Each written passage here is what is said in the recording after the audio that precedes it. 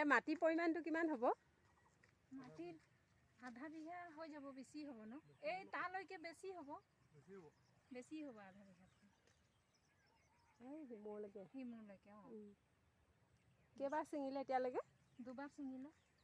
এবাৰ 20 কেজি, এই নেক্সট বাৰ 30 KG, 50 KG ছিঙিছোঁ। 50 KG.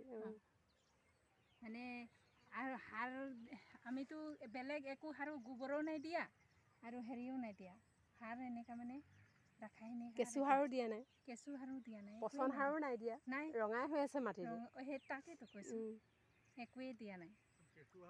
অঁ, কেঁচু সাৰ অলপ দিয়া হ'লে প্ৰডাকশ্যনটো আৰু ভাল হ'লহেঁতেন।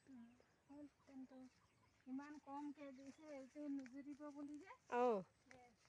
আৰু ময়ো ভাবিলোঁ ইয়াত দিব নহ'ব নেকি, ভাইটিও কৈ দিলে গোবৰ দি দিম নেকি, সেনেকুৱা কৈ দিলে যে সেইকাৰণে ময়ো আৰু পিছত হেৰি নকৰিলোঁ।